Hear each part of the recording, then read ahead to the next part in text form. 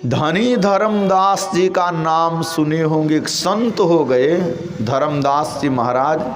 गुरु महाराज उनकी वाणी को सत्संग योग में दिए हैं। एक पद है, साहब चितवो हमरी ओर, हम चितवै तुम चितवो नाही, तुम्हरो हृदय कठोर, औरन को तो और भरोसो हमें भरोसो तोर, साहब चितवो हमरी ओर, सुख मन सेज बिछाऊं गगन में नितु ठिकारो निहोर, धर्मदास बिनमय कर जोरी, साहिब कबीर बंदी छोर। उनके गुरु सदगुरु संत कबीर साहब हुए, उनसे प्रार्थना करते हैं, साहिब कबीर बंदी छोर, उनसे प्रार्थना करते हैं। बंदी छोर मतलब जो बंधन से छुटा हुआ है, औरों को बंधन छुड़ाता है, उसको कहते बंदी छोर। अरे जो बंधन से छुटा रहेगा उसी वही ना दूसरे को छुड़ाएगा, उसको बंदी छोर कहते हैं। धर्मदास बड़े धर्मात्मा थे, पाप से बच करके रहते थे, अपने को बड़ी पवित्रता से वो रखते थे, लेकिन दीक्षा वो नहीं लिए थे। भजन ध्यान, अब दीक्षा नहीं लिए तो भजन ध्यान क्या करेंगे, लेकिन बड़ी पवित्रता से रहते थे। अपने आप को बहुत अच्छा समझते थे कि हम पाप नहीं करते हैं, उसके मन में होता था। किसी का छुआ तक भोजन वो नहीं करता था। धर्मदास जी महाराज का जीवन पढ़ेंगे, धनी थे, बहुत आदमी, बड़ा सेठ थे, पैसा वाला थे। उनके पास बहुत नौकर थे, नौकरानियाँ थी, लेकिन अलग अलग काम करवा, भोजन वाला काम अपने से स्वयं करते थे। लकड़ी कटवा करके मंगवाते थे, उसको पानी से पहले धो देते थे और फिर वो धूप में सुखा करके पवित्रता से रखते थे एक घर में। और जब भोजन बनाने की बारी आती थी तो पत्नी भोजन बनाती थी तो धर्मदास वहाँ बैठ करके लकड़ी, दोनों पति पत्नी मतलब भोजन बनाते थे मिल करके कि भोजन पवित्रता से बने, अपने से भोजन बने, पैसा वाला आदमी होने के बाद भी। लेकिन उसी समय रोज यही काम था। संत कबीर साहब उस आंगन में भोजन बना रहा था, अपने घर के आंगन में भोजन बना रहा था।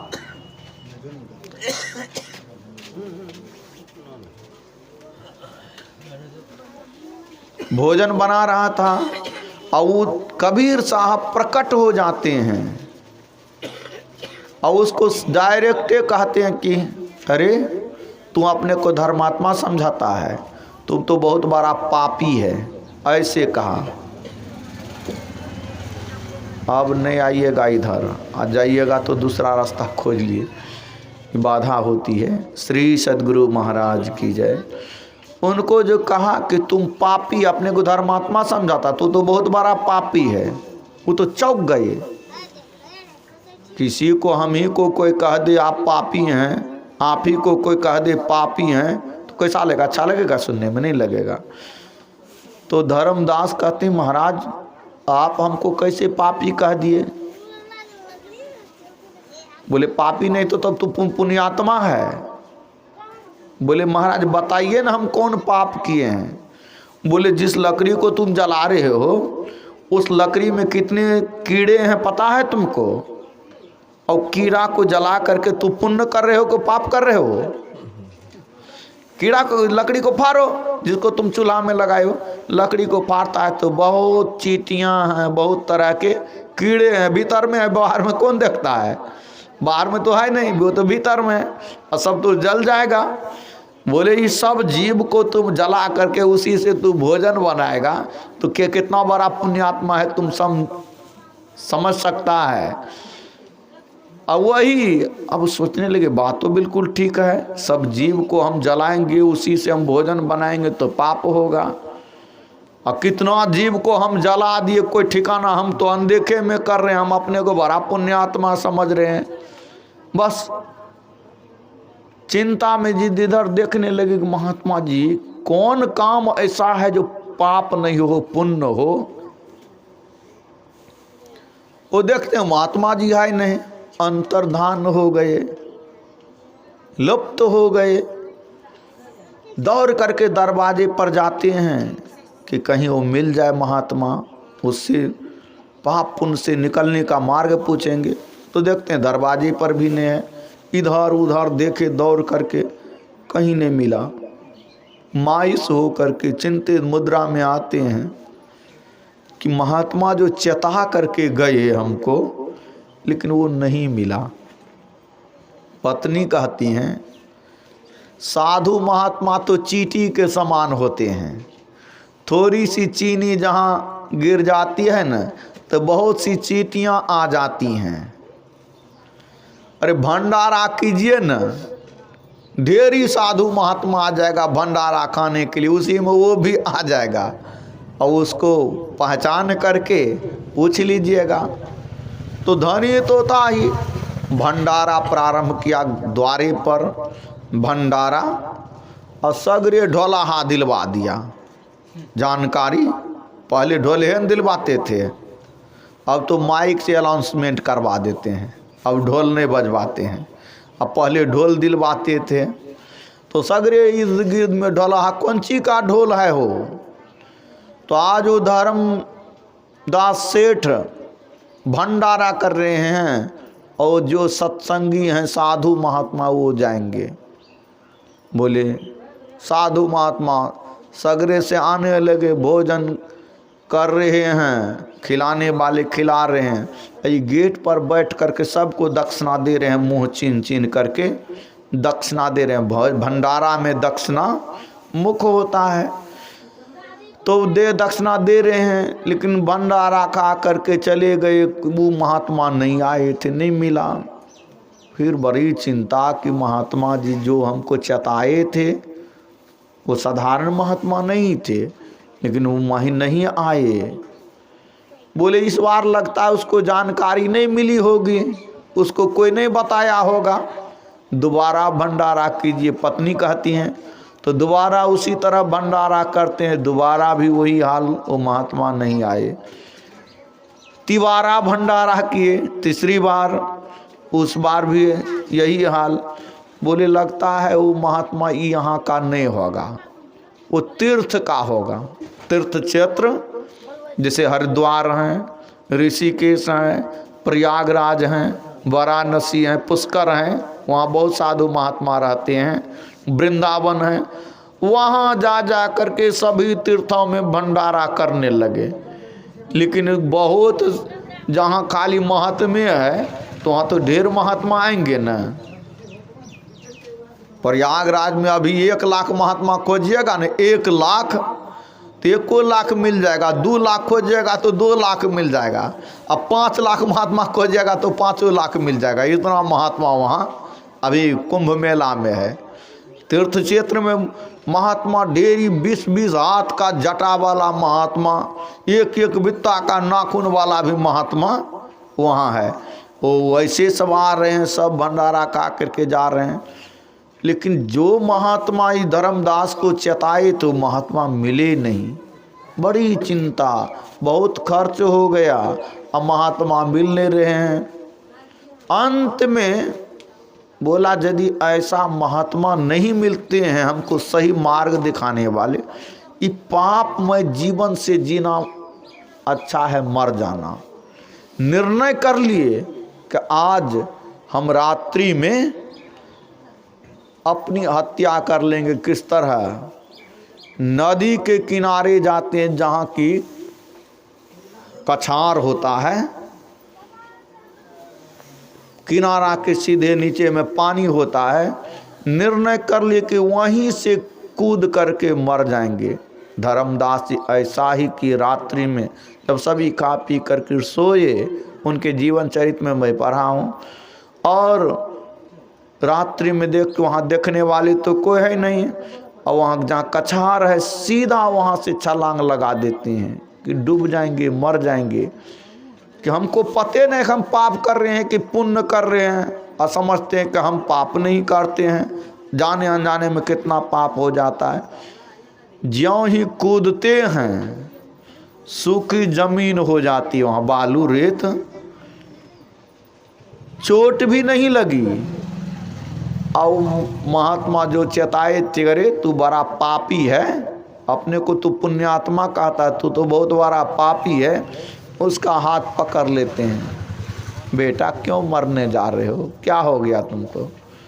देखते हैं वही महात्मा है, दंडवत प्रणाम करते हैं कि हे सतगुरु, आपके बिना जीवन में कौन मार्ग दिखाएगा कि हमसे पाप हो रहा है कि पुण्य हो रहा है। मन में तो हम सोचते हैं कि पुण्य हो रहा है, लेकिन हम तो कर रहे थे पाप। अब कौन मार्ग है बता दीजिए जहाँ ना पुण्य के सिवाय पाप नहीं हो, पाप नहीं हो। बोले शरीर रहेगा, संसार रहेगा तो कुछ ना कुछ पाप होगा, लेकिन एक काम है, बैठने की कला बताते हैं। नाम का जप करने के लिए, भगवान नाम का जप करने के लिए, भगवान के रूप को देखने की कला बताते हैं। मूल ध्यान गुरु रूप है, मूल पूजा गुरु पाव, मूल नाम गुरु वचन है, मूल सत्य सतभाव। मूल ध्यान गुरु रूप है, गुरु का वचन वो मंत्र है। नाम का जप करने के लिए बता दिए, इस रूप का ध्यान करने के लिए बता दिए, तो स्थूल रूप है, स्थूल नाम है। और दृष्टि योग की क्रिया में वो ना तो कोई नाम होता है ना कोई रूप होता है, बस एक जगह पर दृष्टि को रखना होता है आकाश में। अधा उर्द बिच लगन लगी है, छक्यो रूप नहीं जात बखाना, कबीर साहब की वाणी है। अधा उर्द बिच लगन लगी है, बिन सतगुरु न रहत बुलाना, खोजत फिरत राह नहीं जाना। उसी में, उसी पद में अधा उर्द बिच, अधा मतलब होता नीचा, उर्द मतलब होता ऊपर, और दोनों के बीच में लगन लगी है, चक्र दृष्टि योग की क्रिया है। बता दिए अरे संसार में यदि पाप भी होता है, जान करके नहीं अनजाने में, तो अनजाने में न कर रहे हैं। और सदगुरु बता दी कि जान करके, झूठ नहीं बोलो, चोरी नहीं करो, बेविचार नहीं करो, नशाओं का सेवन नहीं करो, हिंसा नहीं करो, ये पांचों पापों से बच करके रहो। अब भगवान का भजन करो, पसीने की कमाई से जीवन यापन करो। कमाने में अब कीड़ा मर जाता है, खेती करते हैं तो कितने कीड़े मरते हैं, हल जोतते हैं तो कीड़ा मरता है कि नहीं? बहुत सब किसान है यहाँ, हर जोतते हैं तो कीड़ा मरता है ना, नहीं मरता है कीड़ा? बोलते नहीं आप लोग, तो अनजाने में मर जाता है बाबा। नहीं जान के किसान मार रहे हैं किसी कीड़ा को। हाँ जान करके सुनिए ना, गुरु महाराज बोले हैं ये भी पाप है, लेकिन ये हिंसा है। लेकिन ये कौन हिंसा है जानते हैं?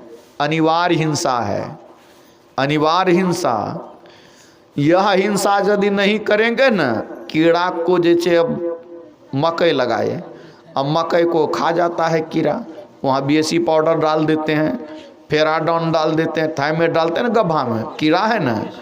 नहीं डालेंगे, वो कीड़ा को यदि नहीं मारेंगे, ये हिंसा यदि नहीं करेंगे, अनिवार्य हिंसा, तो महाहिंसा हो जाएगा, कोई नहीं बचेगा। कोई आदमी, अन्न नहीं मिलेगा तो कहाँ से बचेगा? आदमी ही नहीं रहेगा, सृष्टि नहीं रहेगी। वहाँ हिंसा मन, बड़ा हिंसा से बचने के लिए छोटा हिंसा करना पड़ता है। जैसे अपने घर में चोर आ गया, क्या आ गया? चोर। हम समर्थ हैं, मेरे घर में लाठी है, मेरे घर में भाला है, मेरे घर में तलवार है, हथियार है, हम उस चोर से निपट सकते हैं। लेकिन चोर को मारेंगे तो हिंसा हो जाएगी। क्या होगा? हिंसा हो जाएगी। इस ख्याल में है कि नहीं मारेंगे तो चोरवा क्या करेगा? हमारी जान ले लेगा, हमको मार देगा, वो हमारी इज्जत को लूट लेगा, हमारी संपत्ति को लूट लेगा, तीनों चीज ले लेगा।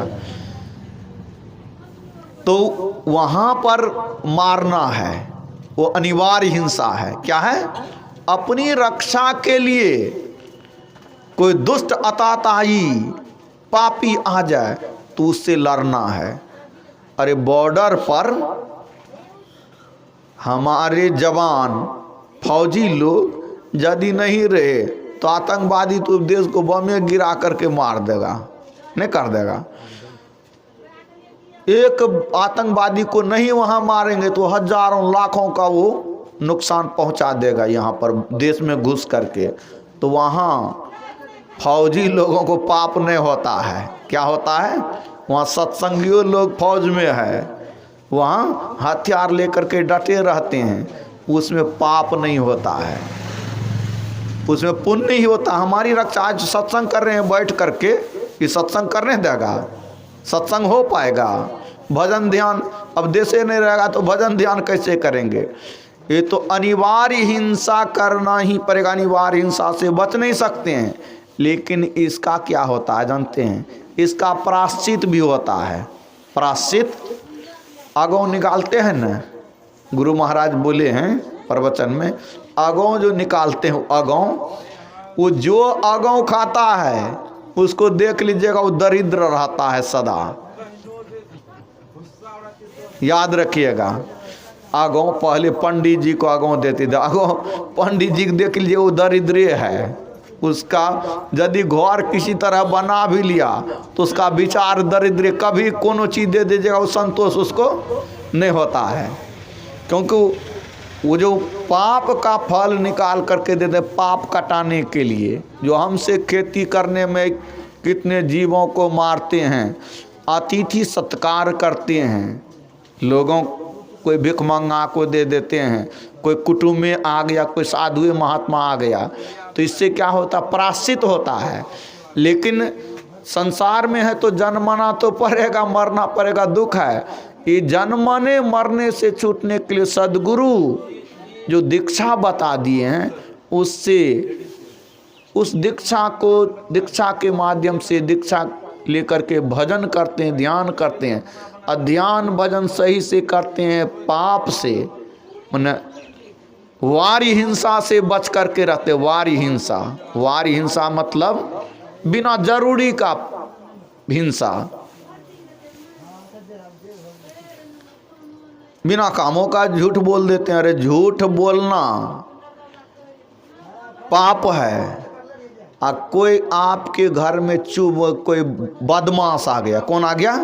बदमाश आपके घर में छिप गया, और बदमाश गांव के लोगों को बहुत सताता है, दुखाता है।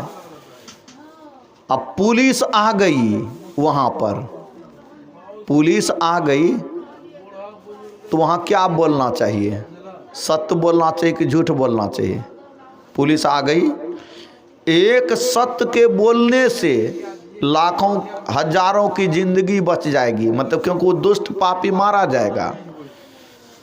कोई धर्मात्मा आदमी है, वहाँ पर कोई धर्मात्मा आदमी आ गया, आपके घर में छिप गया, अब वहाँ कोई बदमाश आ गया, आपसे पूछता है कि फलाना व्यक्ति इधरे गया है, देखे हैं, तो वहाँ पर क्या करना चाहिए? आप बोलिए। झूठ बोलना चाहिए। वहाँ पर एक अच्छा आदमी है, हजारों आदमी का भला होता है उससे, और उसको वो बता देंगे, आप सत्य बोल देंगे कि ये घर में, हमारे घर में छिपा हुआ है, बता देंगे तो उसको मार देगा। तो ये सत्य से आपको पाप हो जाएगा। लेकिन झूठ बोल देंगे माने अनिवार्य हिंसा। यह भी वैसे तो झूठ नहीं बोलना चाहिए, वैसे पाप नहीं करना चाहिए, लेकिन अनिवार्य के लिए यह एक विकल्प है। वहाँ देखना है कि किस में ज़्यादा फायदा है। झूठ नहीं बोलना चाहिए, लेकिन झूठ वहाँ पर बोला जाएगा, बोलना चाहिए, इससे पाप नहीं होता है। पाप पुण्य की परिभाषा है किसी को दुखाना, अनायास किसी को सताना, झूठ बोल करके, चोरी करके, व्यभिचार करके, नशा करके, हिंसा करके, इससे बचना चाहिए। और सद्गुरु से दीक्षा लेकर के जो भजन करते हैं, वह भजन आपको क्या करेगा जानते हैं? जन्म मरण के चक्कर से छुड़ा देगा, परमात्मा से मिला देगा।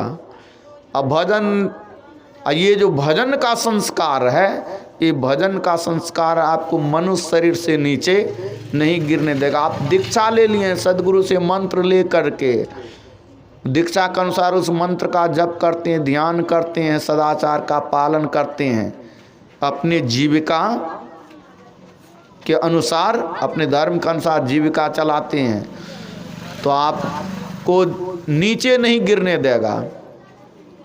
सुख सागर में कथा है,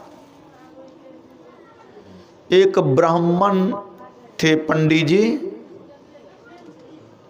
उसकी पत्नी बड़ी धर्मपरायणा, धर्मती, धर्म बुद्धि वाली। कोई आज साधु महात्मा बड़ा आदर करती थी, घर में दरवाजे पर बैठा करके, बाबा रुकिए भोजन कर लीजिएगा, भोजन करा करके विदाई करती थी। एक महात्मा, अच्छे महात्मा आ गए, अच्छे संत आ गए,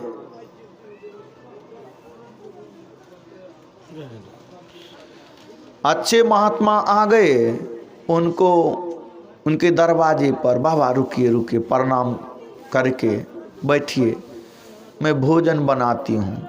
वो स्नान तो सवेरे कर लेती थी, पूजा कर लेती थी, भोजन बना करके बड़ी आदर के साथ उनको भोजन कराती हैं।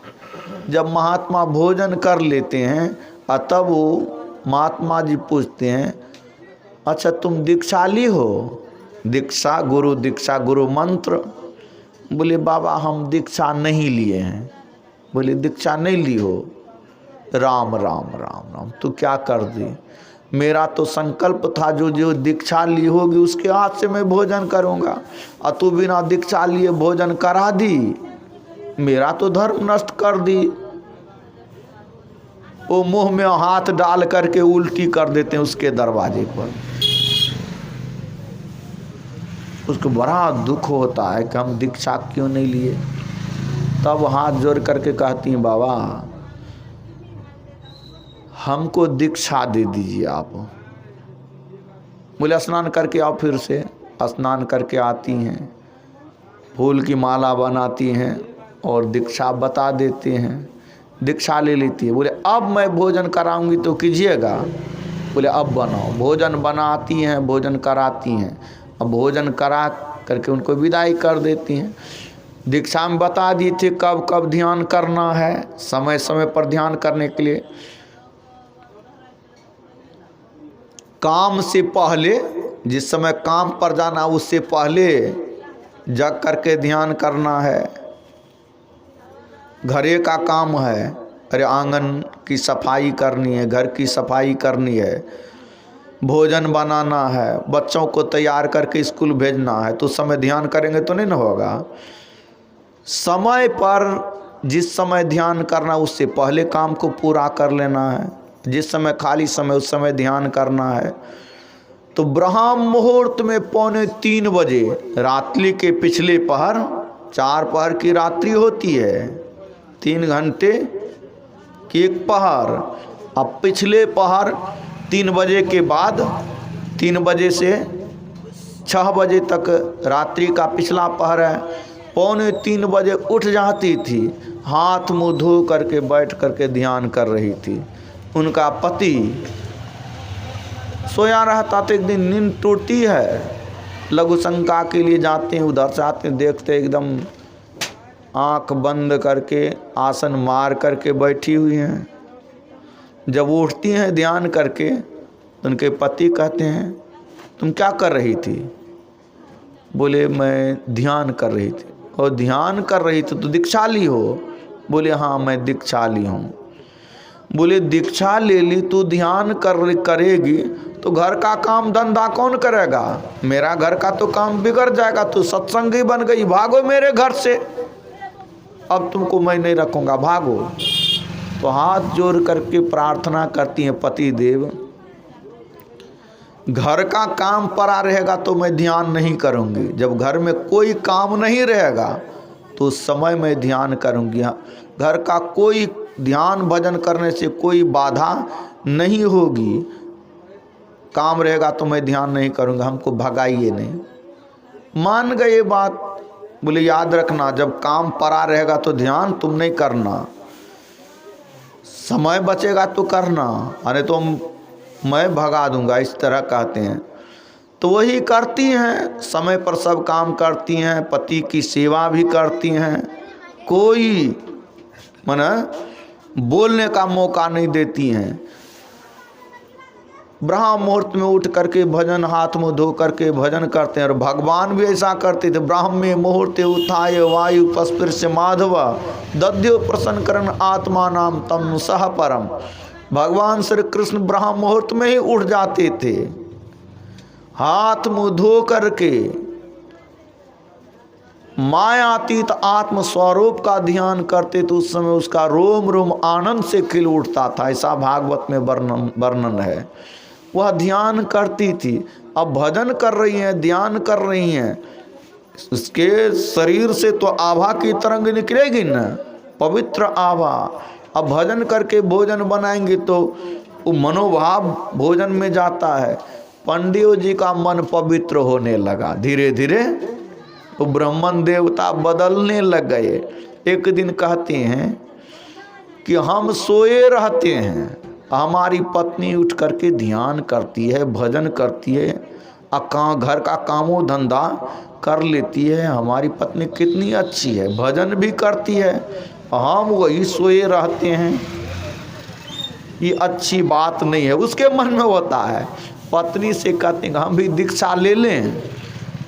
अब किसी की पत्नी सत्संगी नहीं है, अब पति मांस मछली खाता है। अब पति जब मांस मछली छोड़ दे के हम भी दीक्षा लेने, देखिएगा उसकी पत्नी को स्वर्ग जैसा सुख, प्रसन्नता इतनी प्रसन्न होती हैं। बोले हाँ पति देव ले लीजिए दीक्षा, बड़ा भला होगा, बड़ा कल्याण होगा। बोले ठीक है, धोती दो, नपका धोती निकालो घर से। चले जाते हैं गंगा स्नान, बगले में गंगा जी बहती थी, गंगा स्नान करेंगे, अब बाबा की कुटिया में जाकर के दीक्षा ले लेंगे। चले जा रहे हैं और उधर से उसी पंडित जी का पुरोहित, पंडितों में कोई पुरोहित होता है जो पूजा पाठ कराते हैं। सभे पंडित पूजा नहीं कराते, सभे ब्राह्मण जो पूजा कराते हैं वो पुरोहित होते हैं, पुरोहित उसको कहते हैं। उन्हीं का पुरोहित आ रहे हैं। कहाँ जा रहे हैं? बोले गंगा स्नान करेंगे और उधर बाबा की कुटिया में जाकर के दीक्षा लेंगे। बोले दीक्षा लेवे अहाँ, भजन ध्यान करवे तो अच्छी बात कि भगवान का भजन करना चाहिए, लेकिन अभी जो समय चल रहा है, आश्विन मास का एक पख, पहला पख वो होता है पितृपक्ष, उसको कहता है। पितृपक्ष में पितर की पूजा होती है, प्रेत की पूजा होती है। बोले अभी तो अपवित्र पक्ष चल रहा है, मुहूर्त चल रहा है, इसमें प्रेत की पूजा होती है। आप दीक्षा लीजिएगा, भगवान का भजन कीजिएगा तो पितृपक्ष टलने दीजिए और तब दीक्षा ले लीजिएगा। वो मान गई, ठीक ये कहते हैं, लौट गए। पत्नी कहती लौट गए? बोले हाँ अभी पितृपक्ष चल रहा है इसीलिए दीक्षा हम नहीं लिए। पत्नी सोचती है कौन झंझट में पड़ गया ये, चलो बाद में ले लीजिएगा ना। बोले हाँ ले लेंगे। असंजोग से वो ब्राह्मण देवता बीमार पड़ गए।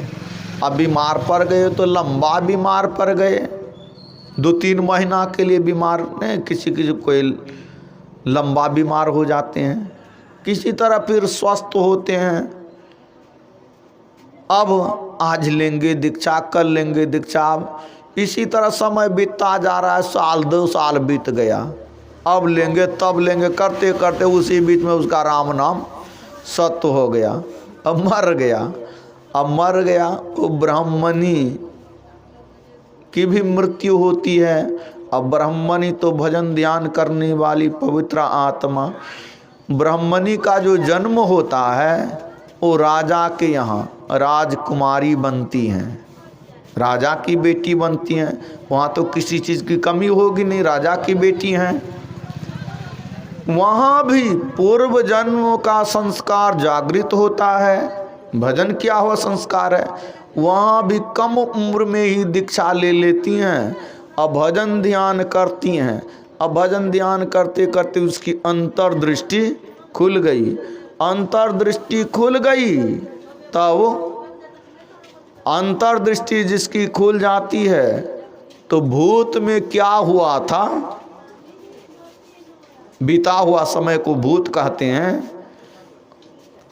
अब वर्तमान में कहाँ क्या हो रहा है और भविष्य में कहाँ क्या होने वाला वह सूझने लगता है। सूझई रामचरित मणिमानी गुप्त प्रकट जहाँ जो ही खानी, सूझने लगता है। तो ये जानना चाहिए कि पूर्व जन्म में मैं क्या थी। तो पूर्व जन्म में देखती हैं कि मैं एक ब्राह्मणी थी, ब्राह्मण से, एक ब्राह्मण से मेरा विवाह हुआ था। लेकिन हम तो दीक्षा लेकर के भजन ध्यान करते थे। हमारे पति देव दीक्षा लेकर के भजन ध्यान नहीं के, भजन दीक्षा नहीं लिए, किस कारण दीक्षा टल गई। अच्छा, वो मर करके कहाँ गए हैं, तो वो भी रजे का यहाँ जन्म हुआ है, लेकिन उसका जन्म हो गया हाथी बन गया है। क्या बन गया है, हाथी। हाथी के जीवन में शायद भरपेट भोजन मिलेगा कि नहीं मिलेगा कोई ठिकाना नहीं है। अब मनुष्य हैं, हम मनुष्य हैं तो ठंडी लगती है तो गर्म कपड़ा ओढ़ लेते हैं, आग लगा लेते हैं, ताप लेते हैं।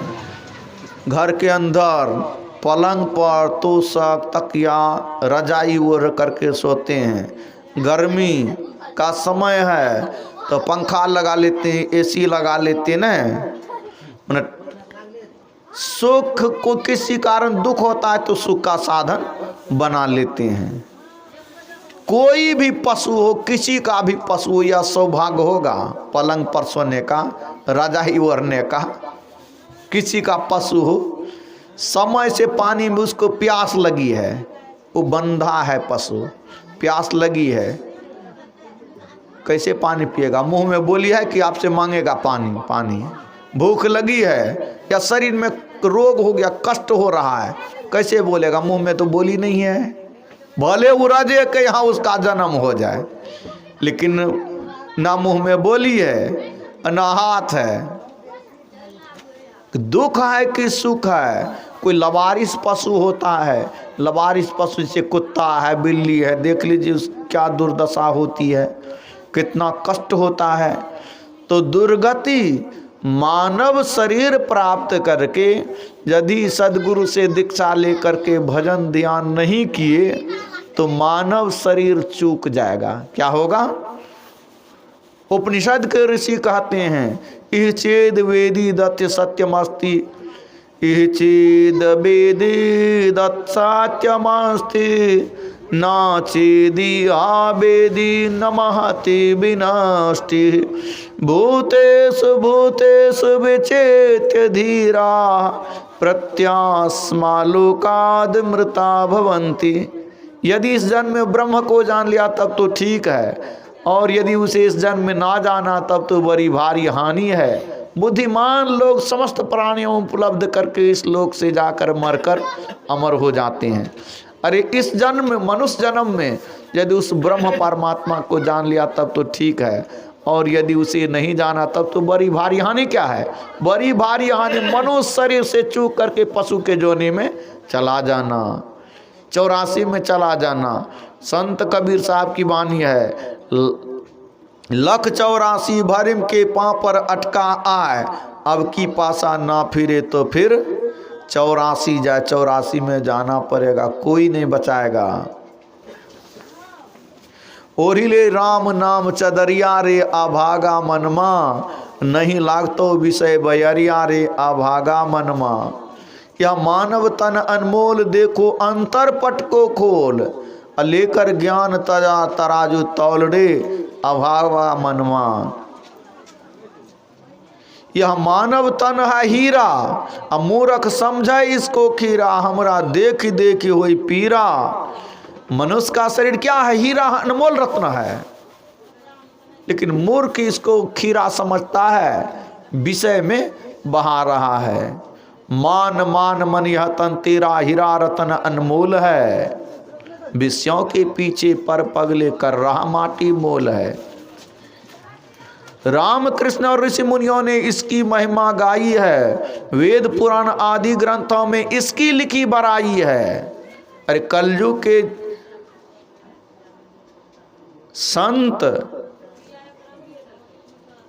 इसकी कलयुग के संत जितने हैं सबों ने यही बात कही है कि मानव शरीर बहुत महत्वपूर्ण है, इसका काम भगवान का भजन में लगाना है, भगवान के भजन में लगाना है। अजो पाप पुण्य तो होता ही रहता है जाने अनजाने में, लेकिन भजन ध्यान करते करते आप भजन करते हैं, ध्यान करते हैं, अब भजन यदि बन गया, जिस समय सदगुरु की कृपा हो गई, उस परमात्मा की कृपा हो गई, नाम में बन गए, नाम में मन बंध गया, रूप में मन बंध गया, दोनों दृष्टि की धारें जुट गई, स्थूल से छूट सिमट गए, शब्द मिला, प्रकाश हुआ, शब्द मिला, शब्द को सुनते सुनते सूक्ष्म कारण महाकारण चारों जड़ शरीरों से उठ गए, अपने से अपने का दर्शन करते हैं, अपने से परमात्मा का भी दर्शन करते हैं। ये मानव जीवन सफल हो गया। इन्हीं वाणी के साथ अपनी वाणी में विराम देता हूँ। श्री सद्गुरु महाराज की